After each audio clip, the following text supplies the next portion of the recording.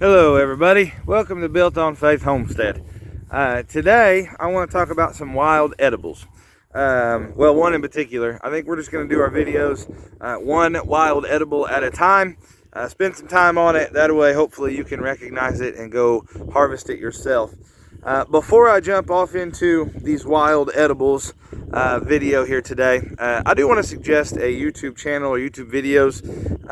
Guys, the world is changing rapidly, right?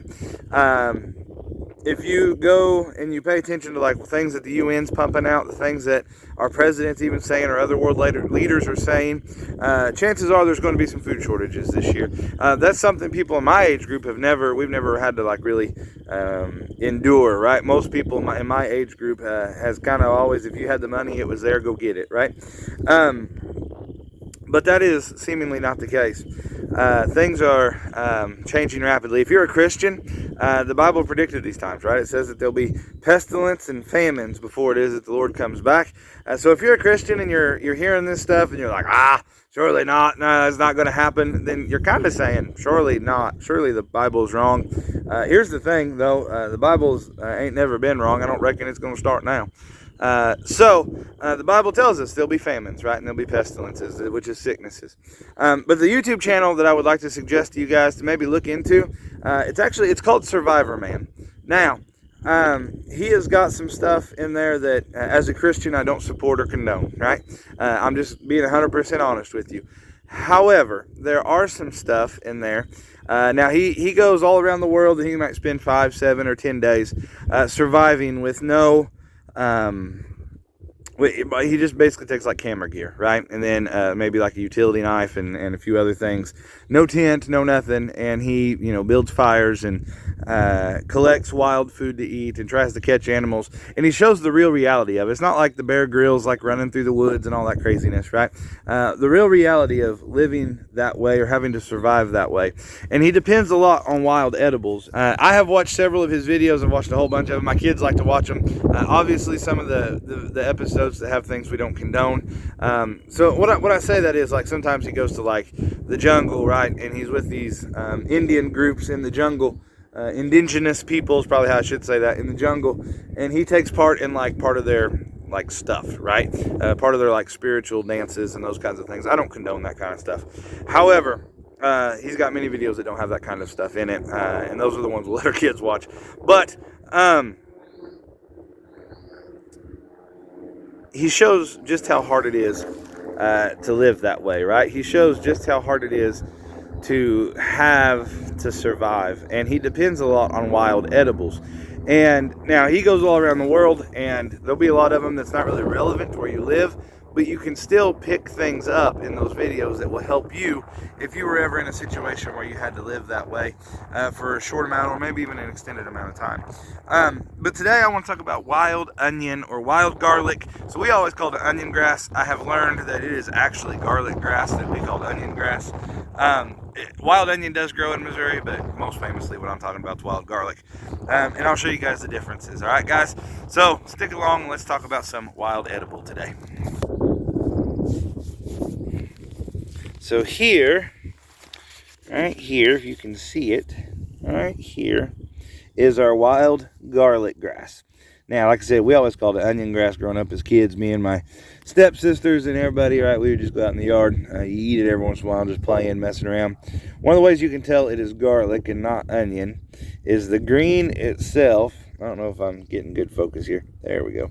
It is hollow and round, where onion grass is flat and solid. Now, obviously, if you pick it, you smell it, it will smell like onion grass. It will smell like onions or garlic. So this garlic grass or onion grass, when you pick it, my nose doesn't work very good, especially right now with the allergies, but it's got an oniony, garlicky smell to it. It will, if you try just a little bit of it, if you're kind of concerned, maybe you don't exactly know what you're getting, it should smell like it shouldn't be hard, even with my nose being plugged up, and my nose doesn't work very good anyway. I can smell it, right? And you give it a little taste. Definitely oniony, garlicky, delicious, actually. We like to use it as a green onion substitute in our household. However, we have used it. I got a piece kind of stuck. We have used it as just an onion substitute in general, right? Where we would usually use onions, we have used this stuff, and it works really good. The only thing I would say, it's a little bit tougher than a regular like green onions you buy at the store. So if you're using it like on tacos or something like that, you might chop it up a little finer, right? Give it a little finer chop.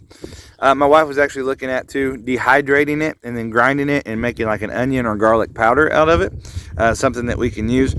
Now, guys, I know it doesn't seem like much, but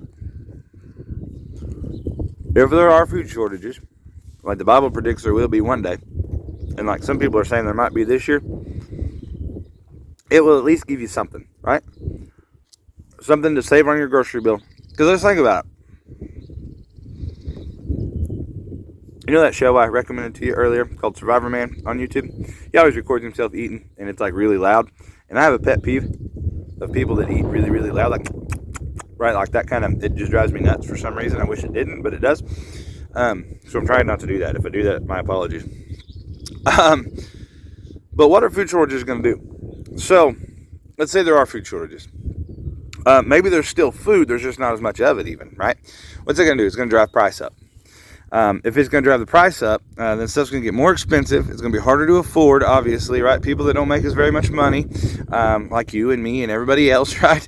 It's going to be harder to afford that food.